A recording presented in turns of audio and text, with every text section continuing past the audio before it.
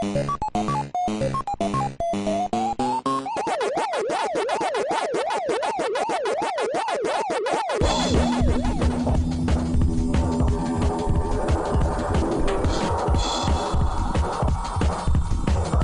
often say that there is a war against nature and that this is the Third World War. It's getting more stark, it's getting worse, and the rate of change is accelerating, whether we're talking about the extinction of species or the thoroughness of the technoculture. The world right now is frankly very frightening. For what we consider to be industrial civilization, I would say is extraordinarily uncivilized, actually quite savage. It's not an exaggeration to say that we're living in an ecological apocalypse. Between the years 1980 and 2045, we will lose more species of plants and animals than have been lost in the last 65 million years.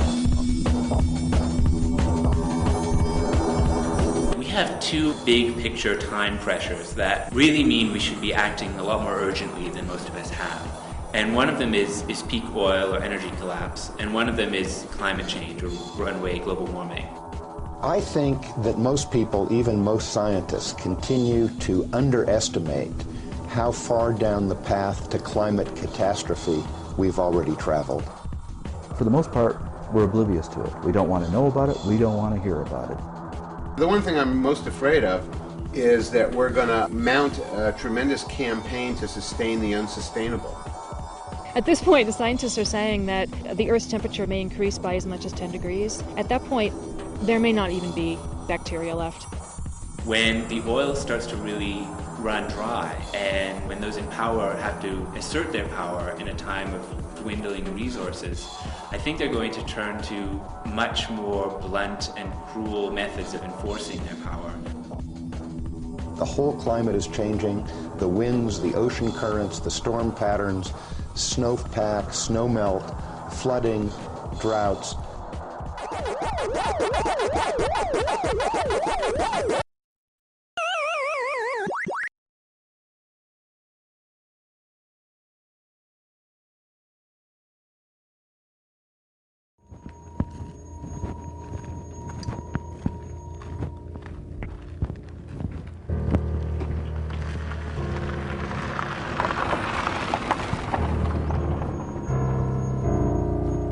It's stunning how fast the destruction is proceeding.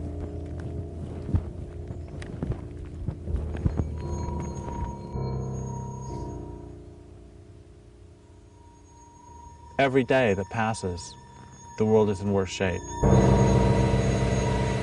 The sad-looking man you see on the screen is Derek Jensen.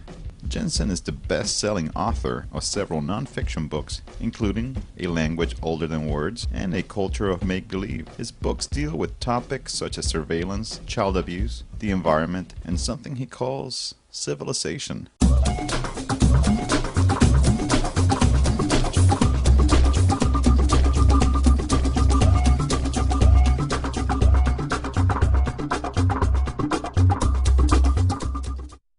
But it's statements like these that make him so controversial. They're thinking of raising the Shasta Dam in California, and the reason that Senator Feinstein gave was, it is Californians' God-given right to water their lawns. You know, there is no way to argue with that, except with explosives. That was Mr. Jensen in 2006. The same year he published a 2-volume set called Endgame. In Endgame, he argues that there is an urgent need to bring down civilization.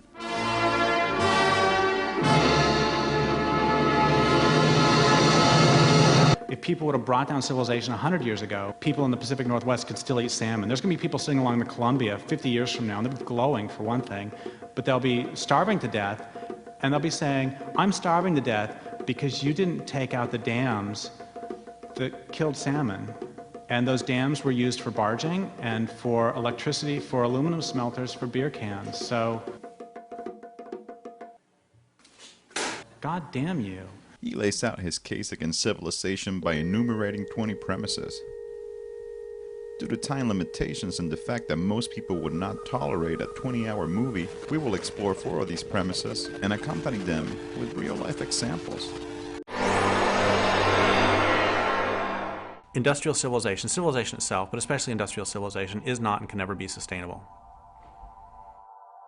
It doesn't take a rocket scientist to figure out that any way of life that's based on the use of non-renewable resources won't last.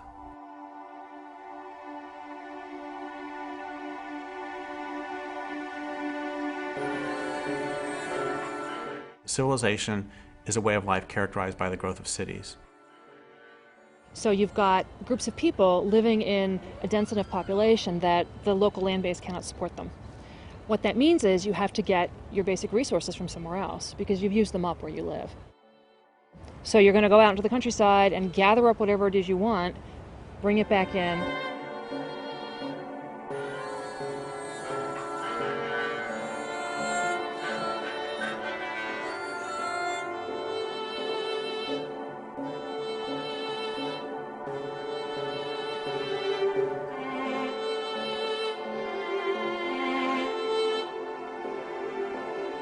If you require the importation of resources, what that means is you've denuded the landscape of that particular resource.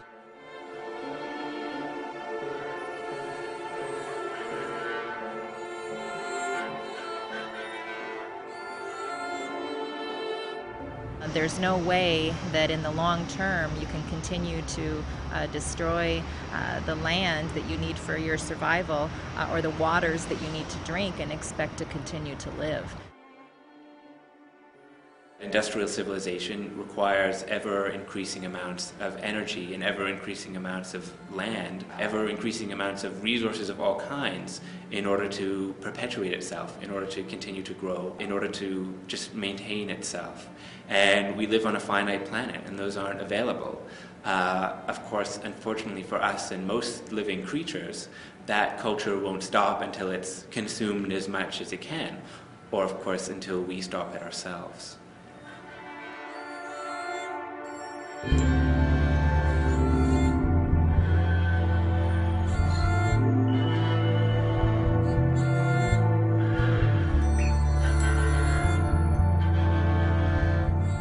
If you have a finite amount of anything, if you start using it, eventually you use it up.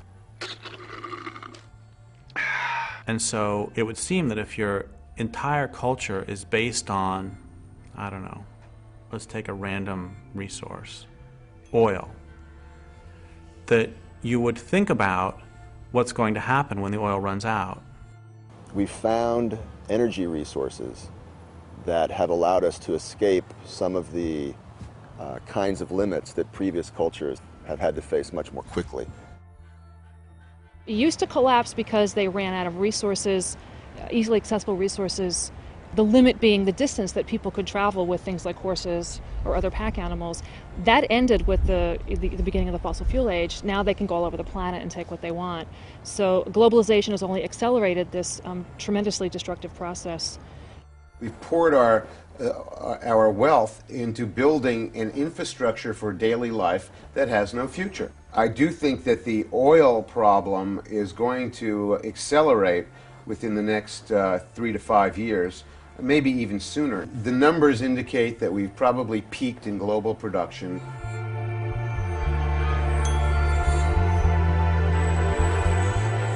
Where do you find the break from that? I mean, it's all of it is a giant machine or ensemble that just moves forward. Technology, for example, never takes a step back. This whole thing just keeps going like a cancer. I don't know of any civilization that's been sustainable. I don't believe there ever has been one. Technology, really in its essence, is our culture's determination that comes from certain philosophical and historical sources that we will be nothing else but more relentlessly technological.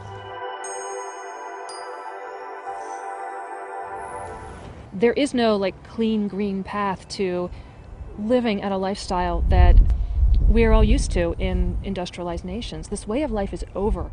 Civilizations are often cutting their own throats very visibly, very obviously, but they just keep on doing it. Every civilization is defined by hubris. It's defined by its denial to recognize that it lives in a natural world. As a matter of fact, every civilization in its founding lies elevates itself above nature and claims that it is the controller of the whole world.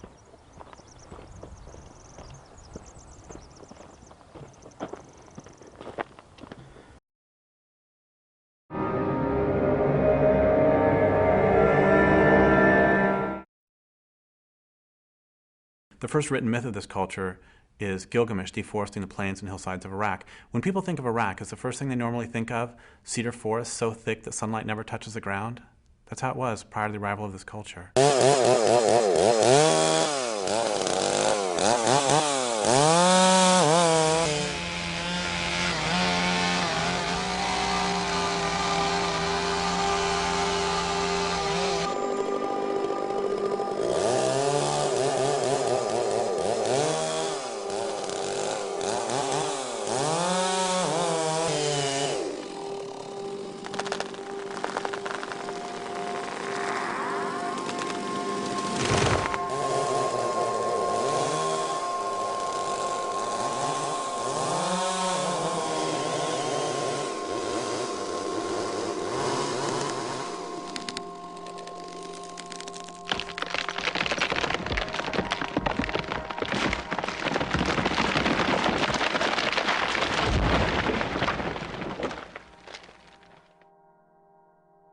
So as a longtime grassroots environmental activist, and as a creature living in the thrashing endgame of civilization, I am intimately acquainted with the landscape of loss, and have grown accustomed to carrying the daily weight of despair. I've walked clear cuts that wrap around mountains and drop into valleys and climb ridges to fragment watershed after watershed, and I've sat silent near empty streams that 2 generations ago were lashed into whiteness by uncountable salmon coming home to spawn and die. Out here in BC and across North America, when they do industrial logging, they actually take and just remove all the trees. They level everything. They leave nothing but stumps and slash piles. And they burn the slash piles and they take out all the timber. And what's left is a wasteland. It's like they take a rainforest and turn it into a desert. That's what a clear cut is.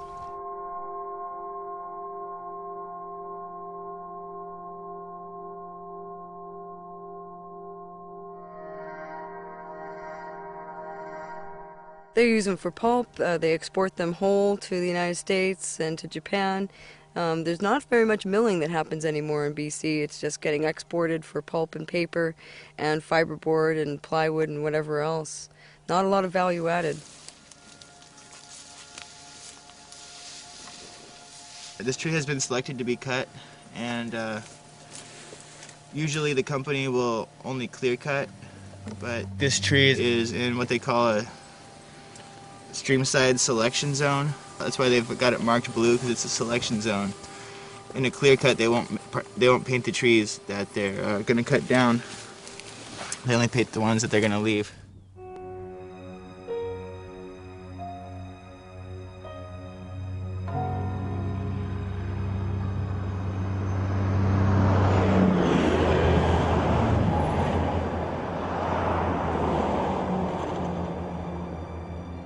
There's still a strong push to harvest as much of the western red cedar as they can. They're bringing in huge helicopters to do that. And they're high grading, selecting only the really good high quality timber and leaving the rest laying there, in a junk heap. So that's why we keep on, fighting back.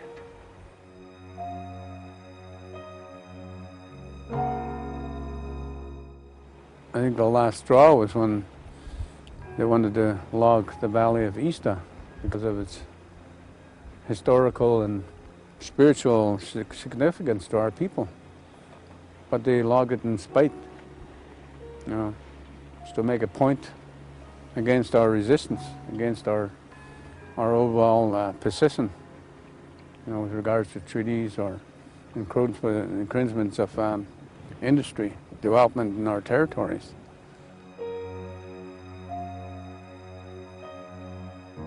In a lot of these areas, like this clearing behind me up on the hill, you can see The soil is exposed. The ultraviolet kills off all the mosses, the funguses that hold the forest, hold the soil together. When the stumps rot and the roots die, then the slopes slide. And often there's not much regrowth. There's no regeneration of the forest. They do some replanting. It doesn't always work because there's no soil left. It washes down into the streams. It kills the salmon. It fills up the reservoirs. It causes all kinds of flood damage downstream. That's terrorism. Stripping down all the trees, ripping out the trees in the forest, and now they're going to rip out the guts of the land with looking for copper and gold. And there has to be some kind of focus to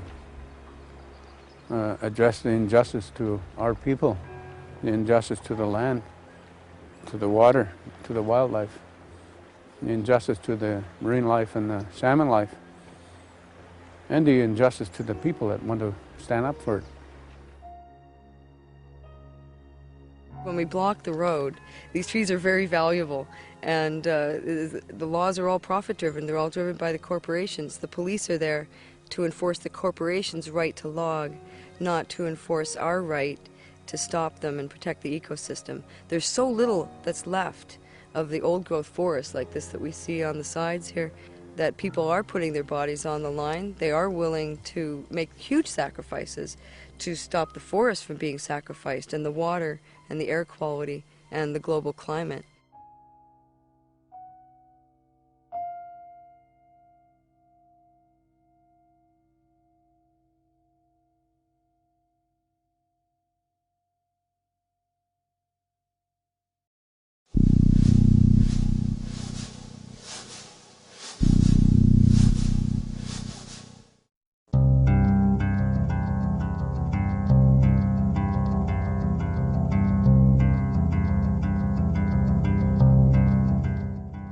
Traditional communities do not often voluntarily give up or sell the resources on which their communities are based until their communities have been destroyed. They also do not willingly allow their land bases to be damaged so that other resources, gold, oil, and so on, can be extracted.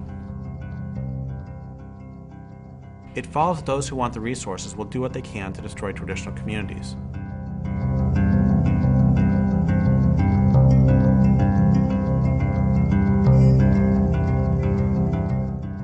Our people, we say, have been there since time immemorial. Prior to invasion and conquest, colonization, lands in North America were occupied by populations of people that had a profoundly different relationship with the land. They live with the land. All the ceremonies that have come up have to do with celebrating the renewal of seasons and life and affirming all of that. One thing about indigenous peoples is that there's always the idea that you have to live in balance.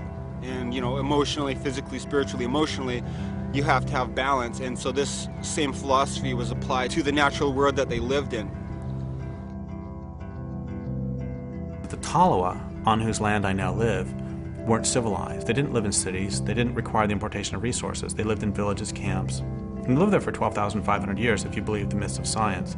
If you believe the myths of the Tolowa, they lived there since the beginning of time. I think that what we have had in indigenous societies all along is a very kind of common sense, a very practical approach to why it's important to treat the world around you, the natural world, in a good way. Our people never exploited more than what we needed. We respect the land, we respect the animals, we respect the water, we respect the air, the wind, the fire, all the sacred elements, and we believe that they all are living things. So I suspect that's the way it was before contact. The stories that we have about our relationship to each other and to the land and to any spiritual aspect, any deities, arise from our relationship with the land. And the salmon were considered to be our mentors, caregivers, life givers. They were equal to us. In fact, all things that have form were equal to us. We weren't about dominating. the spiritual relationship that our peoples had prior to invasion with all of creation, and recognizing that all beings have a spiritual essence, a spiritual entity, and that if we want to live in this universe in a good way, that it was absolutely essential that we learned how to maintain respectful relations with all of creation.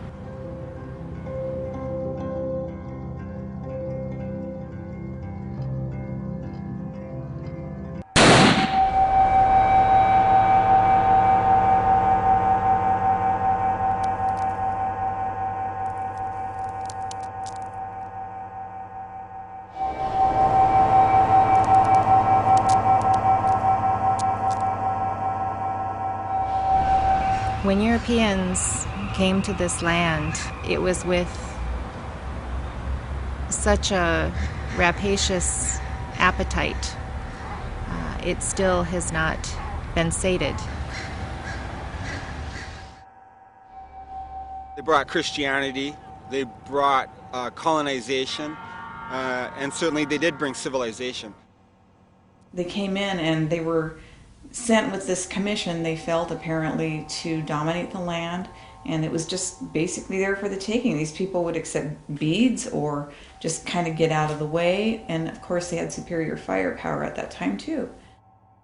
Right off the bat, with Christopher Columbus landing in the Caribbean region on what is today Haiti and the Dominican Republic, they initiated almost immediately a genocide down there that depopulated most of the nation there, the Taino and the Arawaks. And one of the main things that happened was the introduction of diseases, which was basically biological warfare. The smallpox was spread through tobacco and blankets and given to the Indian people. So it didn't take them long to be decimated because they were pure. And the smallpox was vicious, very vicious. When Europeans came, much of what they were interested in was rapid resource exploitation. They wanted to get wealthy in the New World. And as they were seeking that wealth, they worked with indigenous nations to undermine traditional economies and undermine the relationship that indigenous populations have with the land, so that indigenous peoples could then do the work of resource exploitation and extraction for the Europeans so that they could get wealthy. In imposing those things on indigenous peoples, of course, they destroyed indigenous peoples and their nations and their way of life. Generally, indigenous peoples suffered 90% or more depopulation rate upon having contact with Europeans. It was a genocide, war for territory, because the Europeans wanted to take the resources.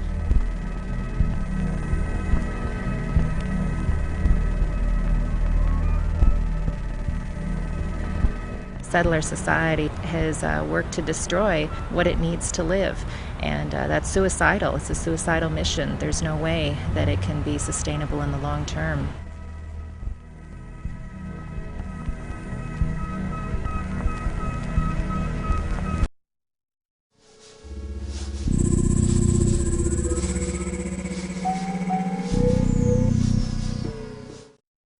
I gave a talk in Oregon a couple years ago, and this guy afterwards said, you know, you talk a lot about this culture being based on violence, but I don't see it. You know, I'm not violent. And I said, okay, first off, where's your shirt made? And he looked, and it was made in Bangladesh. It's like, look, do we even need to talk about that? He's fucking faking he's dead. Yeah, he's breathing. He's faking he's fucking dead. Yeah, he was playing. Our way of living, industrial civilization, is based on, requires, and will collapse very quickly without persistent and widespread violence. Arcing upwards into the 7th plus. A large explosion, a large explosion. Wow. I'll just take a couple eggs. How many you want? Two. Two is good. Okay. And then what next? Some ham. Great. Tomato. Okay. How about that? Okay. Some onion. Onion. Ooh, and cheese. Everything then, right? Okay, You want yes, everything. Okay. I understand. Okay. We'll just pop this on. Now watch. I'm chopping the ham and veggies, grating the cheese, and whipping the eggs, all in 3 seconds. The machine that just made those smoothies for Berman and Fred will make an omelet. There's not much time left to get this beautiful Hulk diamond necklace, less than 50 seconds. Joanne? Absolutely, John. You're going to want to give us a call up to get this beautiful Hope diamond necklace. This is a 45.52 carat diamond surrounded by 16 white diamonds. It has a platinum chain bearing 46 more diamonds. These are 12 4-ounce Southern barbecue chicken breasts. These Stuff and Gourmet farm fresh chicken breasts come from their barnyard to your backyard. They're wonderfully marinated and guaranteed to be tender, juicy, and downright delicious. Fine-tune those measurements. We keep them on file. They're saved there on our computer. Go back into the section where you reorder and fine-tune those measurements for us. And then we'll have a chance to send you another pair of customized jeans that we really believe are going to fit perfectly. So we're going to do a countdown, starting from 5. Everybody got to help me out here. 5, 4, 3, 2, 1. Oh!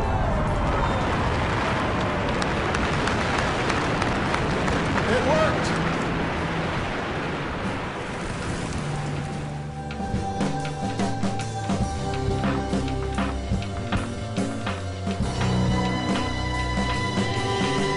Second, I said, okay, do you pay rent? He's like, yeah. And I said, why? And he said, because I don't own. And I said, no, what would happen if you didn't pay rent? He said, well, the sheriff would come and evict me. I said, I don't know what that means. What would happen? He said, well, the sheriff would come and he would knock on the door. I said, okay, great. What happens if you open the door and you say, hey, I'm just finishing up making dinner. You want some? And so the sheriff sits down, you feed him, you don't poison him. And then after dinner, you say, well, you know, you've been somewhat pleasant company, but not all that pleasant, so I would like for you to leave my home now. What would happen? He said, well, the sheriff would pull out his gun and he'd say, I'm here to evict you because you didn't pay rent. I said, so the reason you pay rent is because if you don't, some guy with a gun is going to come and take you away. He said, I think I get it. I said, let's try again. What happens if you're hungry? So you go to the grocery store and you start eating. What's going to happen? So we're going to call the sheriff. I said, yeah, it's the same guy who's going to come with a gun and take you away. He's a real asshole, isn't he? So one of the reasons we don't see a lot of the violence is because it's exported. And another reason we don't see a lot of the violence is because we've been so metabolized into the system that we bought into this strange notion that it's okay to have to pay to exist on the planet. That's really, really weird. And if you don't pay, then some guy with a gun is going to come and bad things are going to happen to you.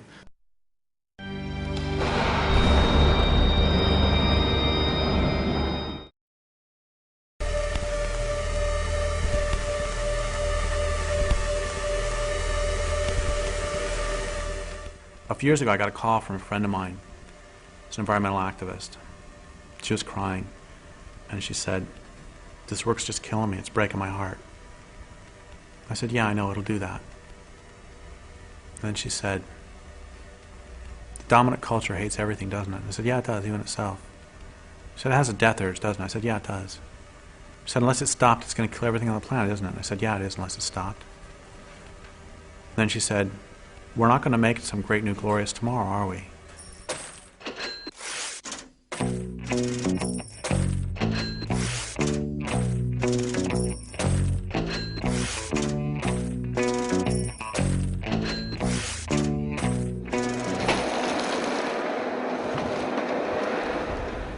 %98 of the old-growth forests are gone. 99% of the prairies are gone. 80% of the rivers on this planet do not support life anymore. We are out of species, we're out of soil, and we are out of time. And what we are being told by most of the environmental movement is that the way to stop all of this is through personal consumer choices. By simply purchasing our product, the consumer can make a small, easy step to a greener earth. So by taking that one roll and buying that one roll, you can help save millions of trees. I think we can really look at the history of the environmental movement to tell us a lot about why it hasn't been working. There was a lot of pretty radical and militant environmentalism happening, especially in the 70s and 80s. In a lot of ways that was kind of a heyday for environmentalism. You know, Greenpeace was founded. It started to become very mainstream in some quarters to be an environmentalist. And then there was also a shift around that time when corporations realized that they could sell a lot of things by calling them green. Greenwashing is an attempt by corporations to put labels on their activity that are popular and that appeal to people's sensibility about and concern for the environment and for ecology. For the vast majority of people within society today, that there's a total sense of denial and disconnect between what they think is good and right and then their actions as a society or as a civilization, especially as it relates to the natural world.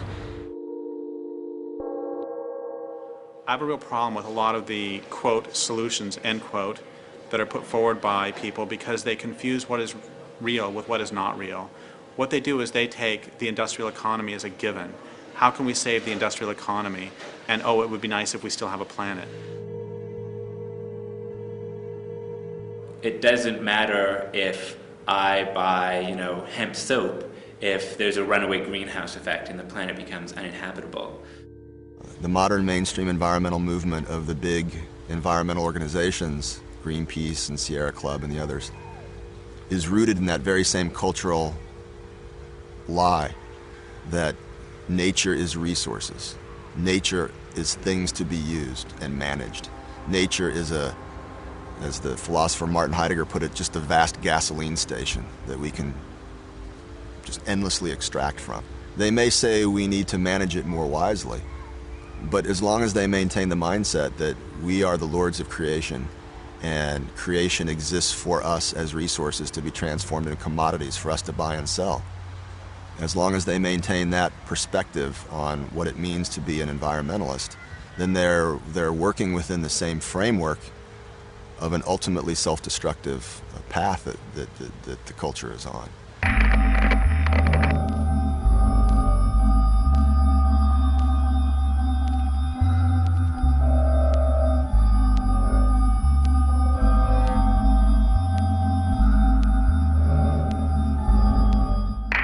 The marketplace is also going to be very important. Many customers have been pushing for change in the boreal forest. The Forest Products Association and its 21 member companies are responding to the demand for greener products. And that marketplace is going to pay close attention. If the change isn't happening, then they're going to put pressure on the parties who are part of the agreement, the environmental organizations, the forest products companies, to do the things that they've set out to do. And they will reward the companies when things begin to be implemented and the change happens on the ground. Fully confident of that. One interesting piece of the agreement is with Greenpeace, David Suzuki, Forest Ethics, Canadian Parks and Wilderness on our side. When someone else comes and tries to bully us, the agreement actually requires that they come and work with us in repelling the attack, and we'll be able to say, fight me, fight my gang. I personally have no use for large institutionalized environmental organizations. I think they're more of a problem than a help. They're just eco-bureaucracies. And I won't name any because I don't like to badmouth organizations except for one, which I feel that I can, and that's Greenpeace. And the reason I can criticize Greenpeace is I am a co-creator of Greenpeace, and therefore I feel like Dr. Frankenstein sometimes, and I feel that since I helped create the thing, I can certainly criticize it. And I think that Greenpeace has become the world's biggest feel-good organization now. People join it to feel good, to feel I'm part of the solution, I'm not part of the problem. Greenpeace brings in close to $300 million a year. And what do they do with that money? Generate more money. And the people who are at the top of the totem pole now are not environmentalists. They're fundraisers, they're accountants, they're lawyers, they're business people. People are voting with their dollars at the checkout stands. It's because they know the polling shows that the public cares. And, ultimately they're going to care about their profit margin and whether they can sell products. What's happened in British Columbia with the environmental movement, it's been stalemated. The big leaders there compromised. They went in bed and it snuffed out that movement.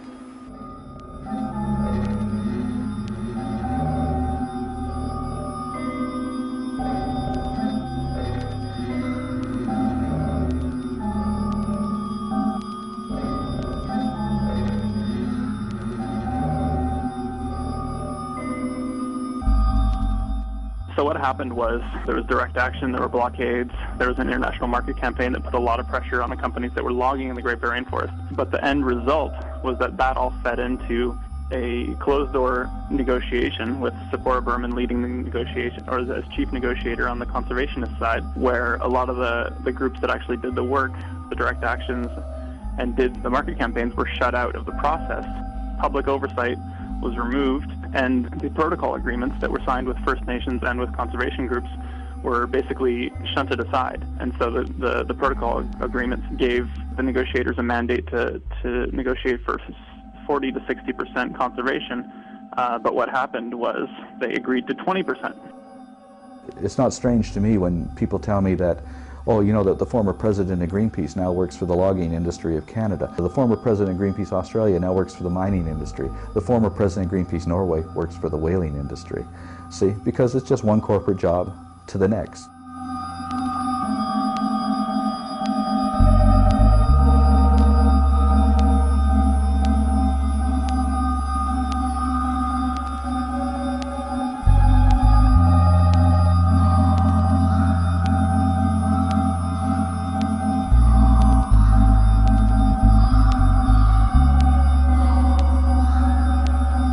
The only measure by which we'll be judged by those who come after is the health of the land and the health of the water, the health of the earth.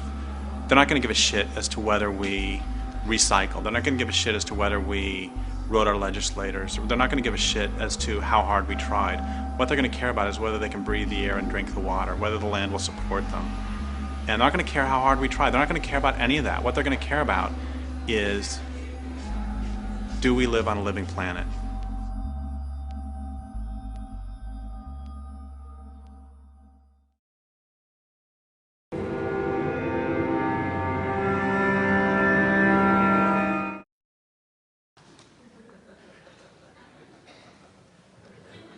Okay, so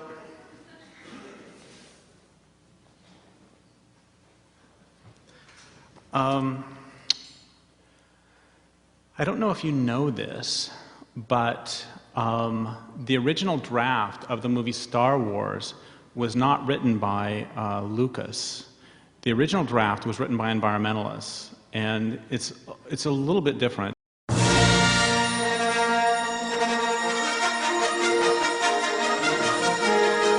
For one thing, it wasn't actually called Star Wars.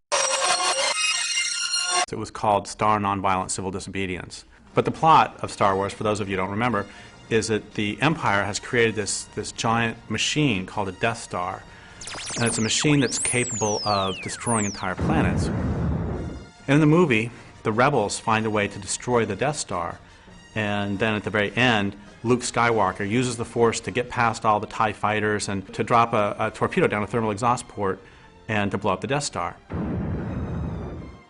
Once again, the first draft of the movie, written by environmentalists, was a bit different. The rebels didn't actually blow up the Death Star. Instead, they used other methods to slow the intergalactic march of empire. For example, they set up programs for people on planets about to be destroyed to produce luxury items like hemp hacky sacks and gourmet coffee for sale to inhabitants of the Death Star. Audience members will also discover there are plans afoot to encourage loads of troopers and other citizens of the Empire to take eco-tours of doomed planets. Their purpose will be to show to one and all that these planets are economically important to the Empire and so should not be destroyed. In a surprise move that will get viewers to the edges of their seats, other groups of rebels file lawsuits against the Empire, attempting to show that the environmental impact statement that Darth Vader was required to file failed to adequately support his decision that blowing up the planet would cause no significant impact. Viewers will thrill to learn of plans to boycott items produced by corporations that have Darth Vader on the board of directors. And they'll leap to their feet in theaters worldwide when they see bags full of letters written directly to Mr. Vader himself, asking that he please not blow up any more planets. Now, we all know that that would be enough not only to bring the Empire to its knees, but to make a damn fine and exciting movie. The thing is, there's more. Thousands of renegade rebels, unhappy with what they perceive as toadying on the part of mainstream rebels, decide in a scene guaranteed to bring tears to even the eyes of the most cold-hearted theatergoers to stand on planets about to be destroyed, link arms, and sing "Give Peace a Chance." They send DVDs of that to Darth Vader and his boss, the Grand Moff Tarkin, to whom they also send wave after wave of loving kindness. A few of the rebels sneak aboard the Death Star and they lock themselves down to various pieces of equipment, and stirring debates are held on screen as to whether the rebels should voluntarily surrender on approach to the troopers or whether they should remain locked down to the end. And in a brilliant and brave touch of authenticity, the rebels are never able to come to consensus. But there's more. Once inside the Death Star, there's a splinter group, breaks off, they burn a couple of transporters, and they etch Galaxy Liberation Front. And then another group breaks off from that group, and they finally make it to Darth Vader's private room. And when they get there, they sneak up behind him, and then they hit him with a vegan cream pie. And the directors decided to cut that because it was way too close to a scene in another movie they were developing at the same time called The Plot to Pie Hitler. As the Death Star looms directly overhead, a few of the rebels advocate picking up weapons to fight back. And those rebels are generally shouted down by the pacifist rebels, who argue that attacking those who run the Death Star is just another example of the Empire's harmful philosophy coming in by the back door. If we want to change Darth Vader, they say, we must first become that change ourselves. To change Darth Vader's heart, we must first change our own. We must above all else have compassion for Darth Vader, and remember that he too was once a child. So finally, Leia, Luke, Han, Chewbacca, and a couple of robots show up, and they tell these others they found a way to blow up the whole Death Star. And the rest of the rebels, of course, are just horrified. There's a scuffle breaks out between Leia, Luke, Han, Chewbacca, and the two robots on one side, and the pacifists on the other. And the pacifists chase those four from the room and from the film, which is not a big deal because they're minor characters anyway. But anyway, the way the movie ends is that the Death Star looms closer and closer, and then you see the Death Star, and then you see the planet, and then you see the Death Star, you see the planet, and then you see the Death Star, and you see the lasers start to glow this hellish red, and then you see the planet again, and then you see psst, this little light, and what that is, that's the environmentalists getting away before the planet gets blown up. And you see the Death Star again, and then it blows up the planet. And then the final shot of the movie, which reveals what a complete triumph this was for the rebels, is a still showing an article on the lower left of page 43 of the New Empire Times that devotes a full 3 sentences to the destruction of the planet. So it's like, yeah, we got some press.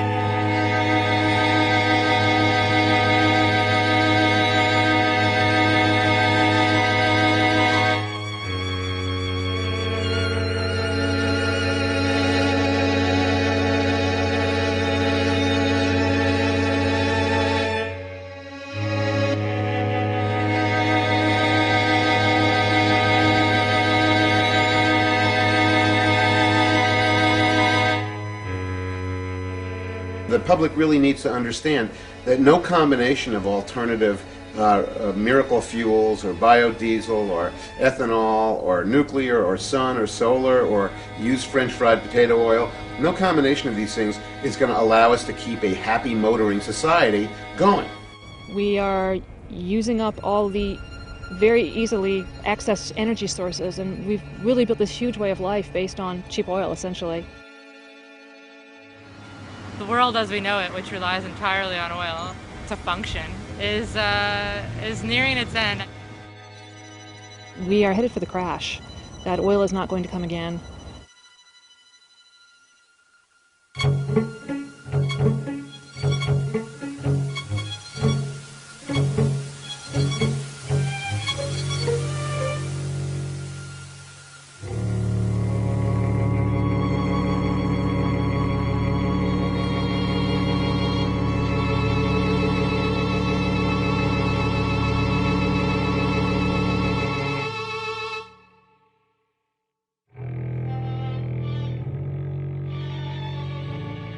Tar sands are probably one of the biggest industrial projects in the history of mankind.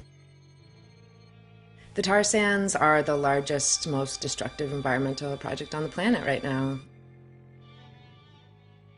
It's oil extraction. It's some of the dirtiest oil on the planet, which means that it takes the most energy to extract.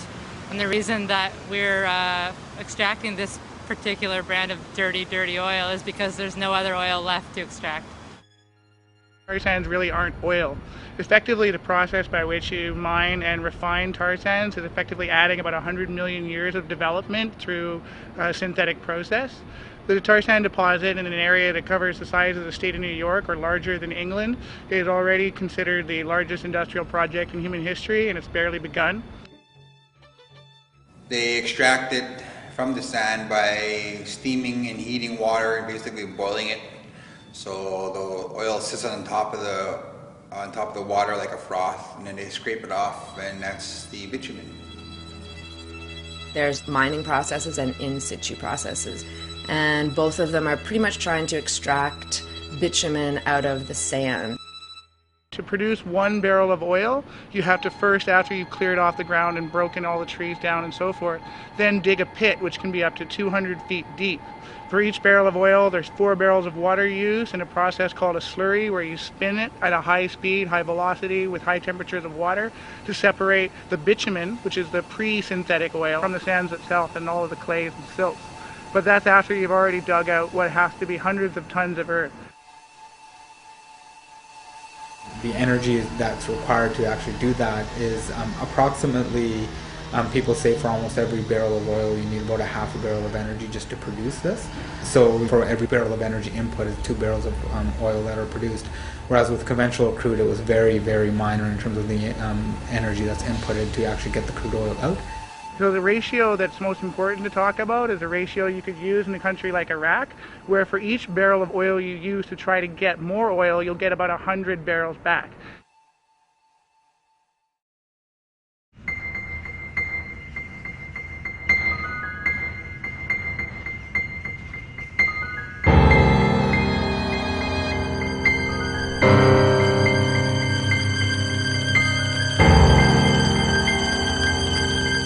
The Athabasca River, which runs through northern Alberta, where you have like many different native communities living along the river, is being sucked of its water to fuel the tar sands operations. Because of the contamination of the river from oil sands discharges of things like oil and grease and treated sewage into the Athabasca River. And sometimes there's accidents of spills of these toxic chemicals directly into the Athabasca rivers.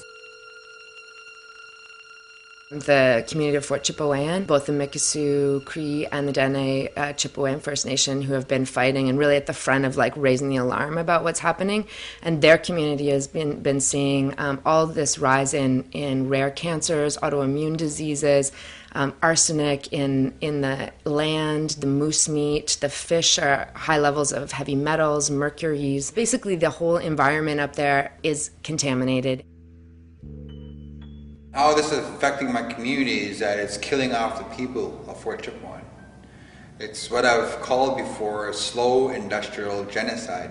I buried my auntie, I buried my uncle, I got an auntie living with it. And this is a war for our lives because the government is allowing the people of Fort Chip to die.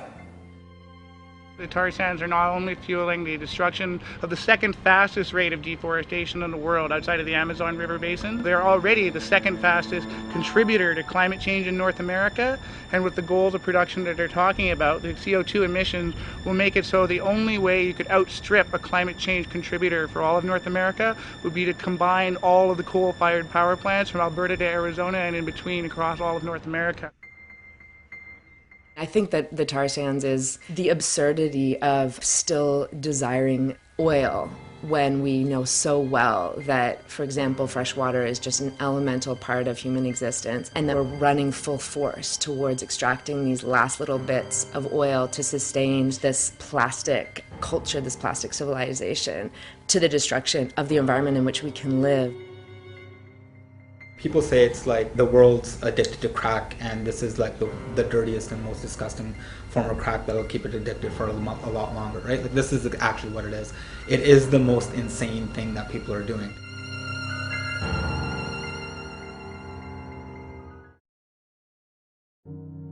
We probably agree that civilization is going to crash whether or not we help bring this about.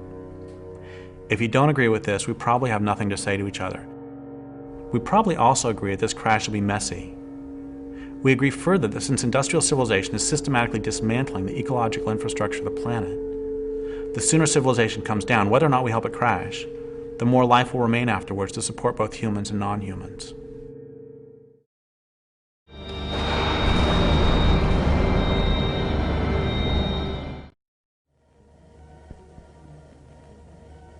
The genesis of Endgame, really, the book, was really because I did some talks around the possibility of fighting back.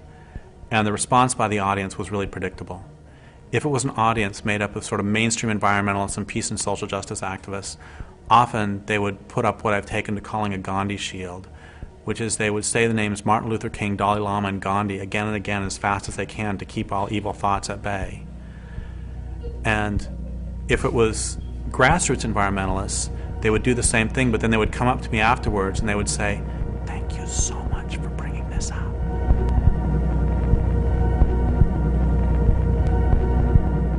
Especially in North America, pacifists and nonviolent advocates have had a very defining role and even a censoring role in determining what other people's participation can be in a whole range of social struggles.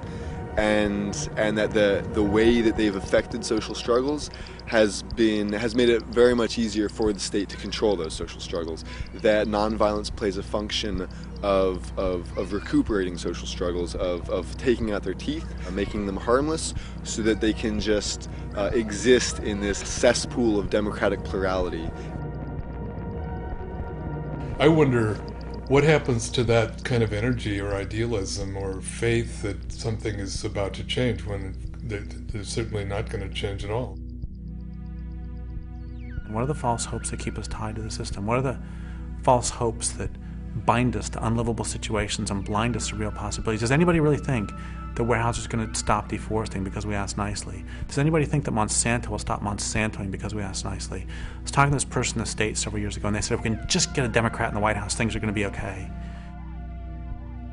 We've got a couple of myths on the left that I would really encourage us to get over.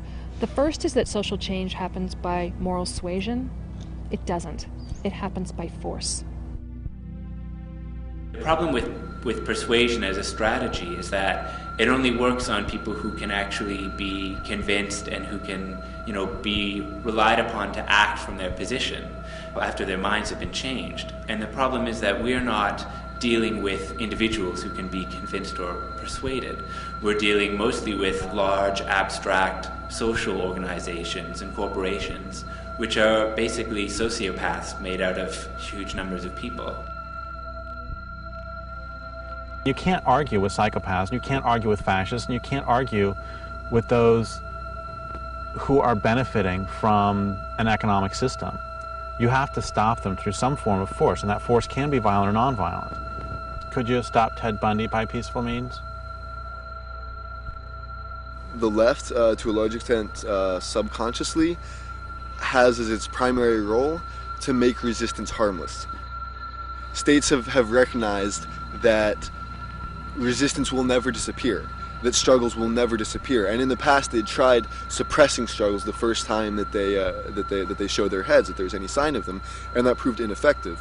So nowadays the way that states rule is by accepting the inevitability of conflict and resistance and just trying to manage it permanently. Keep the march going. There's nothing happening here.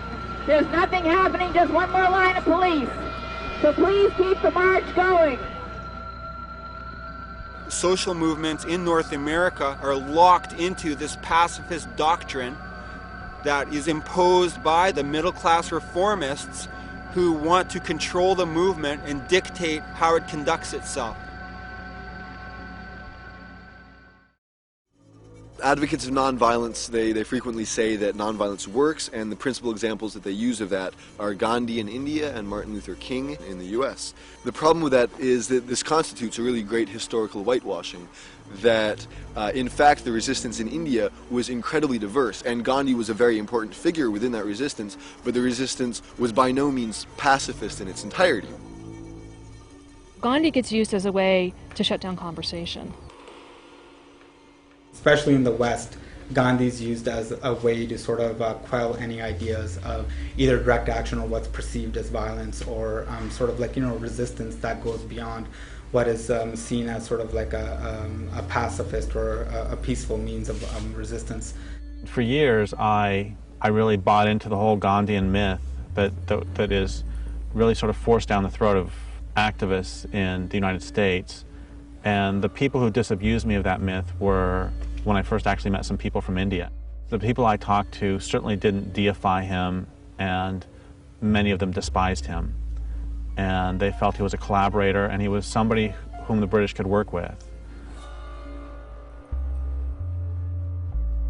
Gandhi's very well known in the West, but when you go to India, there's a freedom fighter and revolutionary leader called Bhagat Singh, who's in India probably almost as well known as Gandhi, as a part of the independence movement and sort of a leader in the independence movement. But in the West, most people probably have never heard his name. And the reason why that is that he used direct action tactics. There were generals of the British Army that were killed. There was a bomb thrown in a British assembly to basically attract the attention of the public. There were, weapons that people were getting off of railway cars. With Gandhi in the Indian National Congress, where you had the moderates and the extremists. The moderates were legal constitutional reform was their only method, and they were criticized for being a middle-class clique, for being too slow, for being too legalistic, and for being basically ineffective. The extremists, on the other hand, were being accused of being too aggressive, of being too fast and reckless and irresponsible. Gandhi basically got negotiating power from the fact that there were other elements in the struggle which were even more threatening to British dominance. So the British specifically chose to dialogue with Gandhi because he was, perhaps for them, the least threatening of the important elements of resistance. Gandhi came in as being the middleman. His theory of nonviolent passive resistance seemed to be a bridge between the extremists and the moderates. The British were bled white after World War II and didn't have the morale left anymore for a big fight, and they helped choose somebody that they could work with. They knew a revolution was coming and they wanted to blunt it as much as they could. India went from being a colony to a neo-colony. The British were still able to maintain their interests less directly with Indians being in positions of management.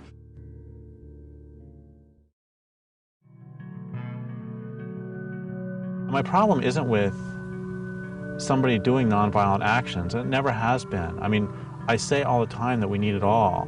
My problem is that so many pacifists, especially in the United States, end up not supporting more radical or militant work. The problem when this debate comes up is that you can't just assume that people that are resisting and are using a means of resistance haven't thought about what they're doing. And that's what I think often is the problem. When people decide to take certain actions, and when people decide that, hey, our marches aren't enough, or they're doing this or doing that, there's this assumption by a lot of people that want to toe the Gandhi line is that, oh, they're just not thinking about it. What most states will choose to do in similar circumstances is to find the elements of the resistance that are most easy to control and most easy to co-opt, to negotiate with them, and then to hand over power to them in order to continue the system that had already existed. So again, you have the state doing the same thing it did with Gandhi and Martin Luther King, it does with, for example, the environmental movement. So it invites the responsible leaders of the environmental movement in to inquiries, government commissions, debates. It recognizes them. They're the legitimate leaders because, again, it doesn't want the movement to begin to adopt more militant resistance tactics.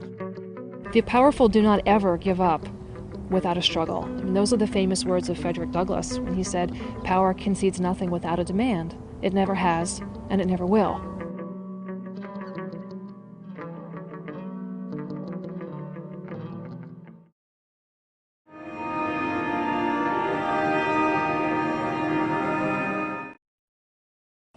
If we use more efficient electricity appliances, we can save this much off of the global warming pollution that would otherwise be put into the atmosphere.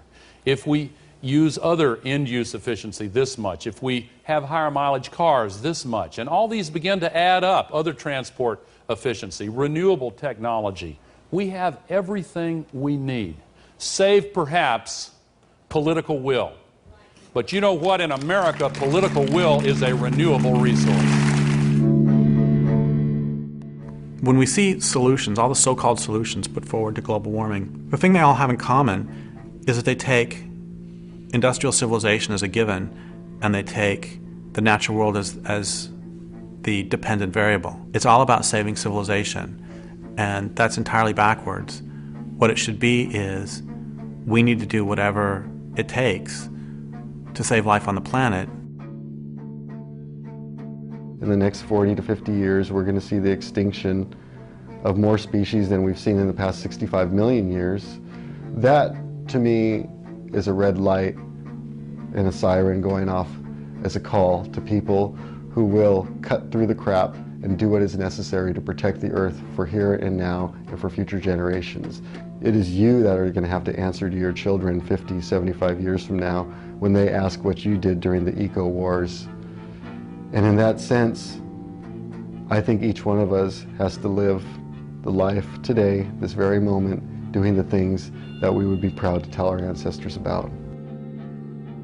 If we are serious about saving life on Earth, we've got to start fighting back in the ways that people do when they realize they need to form a serious resistance movement. Most indigenous populations who maintain any sense of a traditional worldview know that the way of life that settler society has imposed on this land is unsustainable. Yet there's been a sense that we really need to kind of wait until it collapses, or wait until they're done doing, or they've reached their limit and they can't continue the way that they've been going on, and be patient.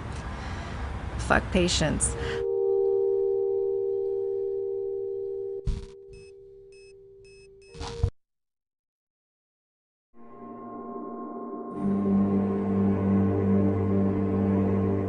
I think really the big problem is power, and that's something that liberals have a lot of trouble kind of thinking about or wrapping their heads around.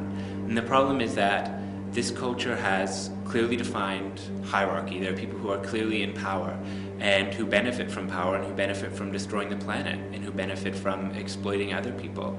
And they've been doing that for a long time, and their power is more important to them than anything else. There is no personal consumer choice that is going to dismantle the systems of power that are behind the destruction of our planet. What we need is organized political resistance. You cannot just simply ask the state for these reforms or for any kind of gains or concessions. You have to force them to do it, and that's the power of disruption. It was a bloody day at the Mohawk Indian community in Oka, Quebec, near Montreal. Provincial police in riot gear stormed the barricades the Mohawks had set up. There were clouds of tear gas, a hail of bullets, and in the midst of the battle, a policeman was killed. All this because of a dispute over a piece of forest the Indians claim is theirs, a forest town council wants to bulldoze to expand the local golf course. The police retreated as abruptly as they'd attacked, leaving behind their cruisers. They also left a heavy front-end loader, which the Mohawks immediately put to their own use. The police cruisers, crushed and useless, became barricades themselves. We treat these trees and the land like our mother. These people are raping our mother. What would you do if they raped your mother? These politicians are servants of the system. It's their job to keep it going. It's their job to keep profit rolling in for the ruling class. And they will never, ever act in the people's interests or in the interests of the planet. It doesn't matter what we say. The only thing that they will respond to is force and the threat of social disruption. And even if we allow them to stay in power, they will always take back any gain that we manage to get from them. It's really important to recognize that no struggle is done, that there's not any possibility of any lasting victory as long as the state still exists. But we can definitely see in the histories of struggle, small gains have been won and ways in which we've empowered ourselves by the use of all tactics. And I think it's not even important to really say if a particular tactic is violent or not, because this is just kind of a moral category meant to restrict action. I think it's more important to look at which tactics can be empowering and liberating and useful. Purely above ground means are designed to facilitate the expansion of global capitalism. These are serious power structures that are making vast sums of money. They are backed up by the power of the armed state in every way imaginable. They've got armies on their side, they own the mass media, the banks, all the money is on their side. If there's any doubt about the leadership that our military is showing, you just need to look at this F-18 fighter and the light armored vehicle behind me. The Army and Marine Corps have been testing this vehicle on a mixture of biofuels, and this Navy fighter jet, appropriately called the Green Hornet, will be flown for the first time in just a few days on Earth Day. Crazy Horse 1, request permission to engage. Picking up the load. I'm trying to get permission to engage. Come on, let us shoot. A Bushmaster, Crazy Horse 1A. You're taking him. Bushmaster, Crazy Horse 1A. This is Bushmaster 7, go ahead. Roger, we have a black SUV, or bongo truck picking up the bodies. Request permission to engage. Bushmaster 7, roger. This is Bushmaster 7, roger, engage. 1-8, engage. Clear. Come on. Clear.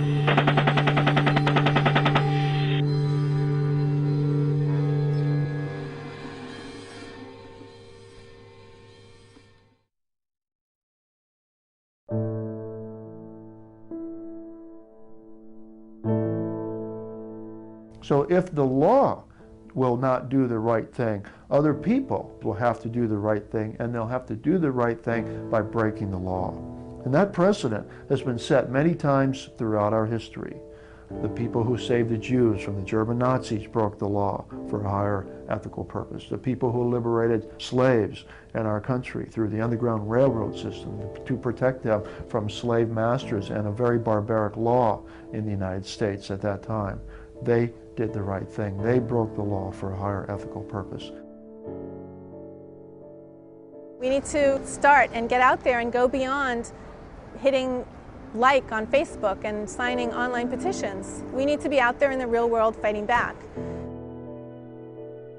I think one of the things that we really have to accept and internalize is that the majority of institutions and the majority of people are never going to be on our side. And so we have to sit down as individual activists and as communities of resistance, as a culture of resistance, and we have to say, okay, well, what will it take to stop this culture from destroying the planet? You know, part of the answer is obviously that persuasion hasn't worked and persuasion is not going to work. If we want to be successful, then we have to look at what resistance movements in the past have done and what they've learned and kind of the different phases that they've gone through as they've tried to assert themselves and try to be successful. When I say organized political resistance, I mean that we need to face power head on. Once you name power, you will find that power is sociopathic, that the people in charge will do whatever it takes to shut you up. The thing about when you enter into a period of social conflict, what you don't want is people promoting nonviolence, because that's going to disarm the people. It's going to disarm the people in the face of an aggressive enemy and in the face of hard social conditions. You want them to have a stronger fighting spirit, because without a fighting spirit, you lack the will to resist. The smartest thing the Nazis did was they made it so that at every step of the way it was in the Jews' rational best interest to not resist. Would you rather get an ID card, or do you want to resist and possibly get killed? Do you want to move to a ghetto, or do you want to resist and possibly get killed? Do you want to get on a cattle car, or do you want to resist and possibly get killed? You want to take a shower, or do you want to resist and possibly get killed? At every step of the way, it was in their rational self-interest to not resist. But I'll tell you something very important, which is the Jews who participated in the Warsaw Ghetto Uprising had a higher rate of survival than those who went along. I think if any of us were alive in Nazi Germany right now, we would know what a resistance movement should be doing. And we need to think about the culture of industrial civilization as if it's a culture of occupation, because it is.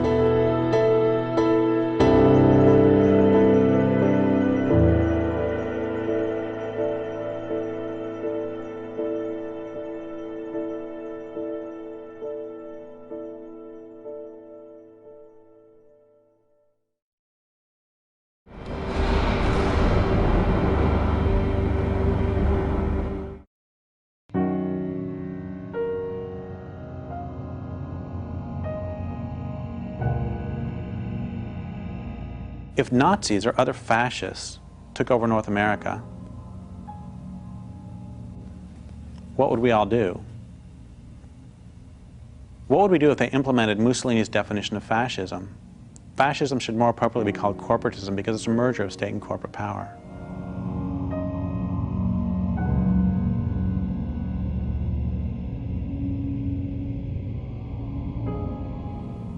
What if this occupied country called itself a democracy, but most everyone understood elections to be shams, with citizens allowed to choose between different wings of the same fascist or following Mussolini corporate party? What if anti-government activity was opposed by stormtroopers and secret police? Would you fight back? If there already existed a resistance movement, would you join it? Would you resist if the fascists irradiated the countryside, poisoned food supplies, made rivers unfit for swimming, and so filthy you wouldn't even dream of drinking from them anymore? If fascists systematically deforested the continent, would you join an underground army of resistance, head to the forests, and from there to boardrooms in the halls of the Reichstag to pick off the occupying deforesters, and most especially those who give them their marching orders?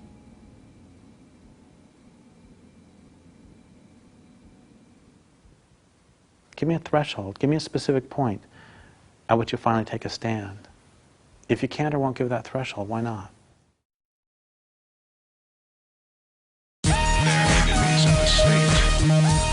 Yeah, yo, I ain't got any time to waste on this one. I gotta get right on it, like, yo. When I face the page, I place the rage, place it into stasis. I write it and erase it. That's a basis, cover all the bases. Watch what you say on the cell, they're gonna trace it. Stack deck, don't expect any aces. Camera eyes, watch you in public places. And I hate this, so I take this mic and I write like these words on my legs, and they walk me through my paces. People chasing glittery lights, but I've seen the heights. My time is not wasted, I'm tracing the sky. Who weed smoke that I took me to other spaces of mine. In time, look, just face it, this life is mine. That's why I'm not racing the finish line. We're coma time, the moment designed to shine, I won't replace it. So I take my time, grind it up and break it, roll it up so fine, light it up and blaze it, smoking blunts, smoke 'em up. End times on the grind, train them for the signs. Take your fist and raise it up to the sky. See the fire in the eye, do or do not do. There is no try, hard to find what's true. That is no lie. If they clip your wings, how you gonna fly? Are you gonna lie? You're gonna die. So until that day, are you gonna try? One by one we multiply. Eyes to the sun, just let it shine now. Now get into it. Now choose your side. We got to do it. The time is right. Now get into it. Now change your life. Only you can do it. The time is right.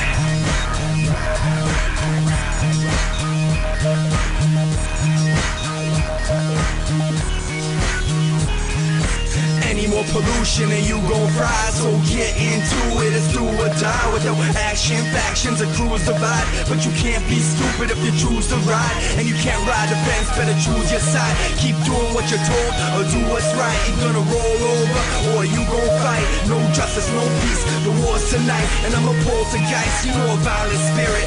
Product of a world with too much violence in it. So many people, trees, and animals are dying a minute. Can't ask them to stop, they ain't trying to hear it. Until we get physical, they ain't gonna fear it. To go to war with the machine, start trying to kill it. Until it dies, every day's a violent day. And they expect you to protest in silence and stay pacifists and unaffected while we die and decay. We need to rise up, fuck kneeling to pray. Preachers and teachers lead us astray.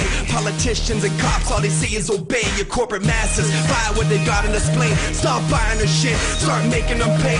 To hell with the games, we ain't gonna play. Let's fight them till they kill us or they take us away. Start throwing Molotovs, stop throwing bouquets.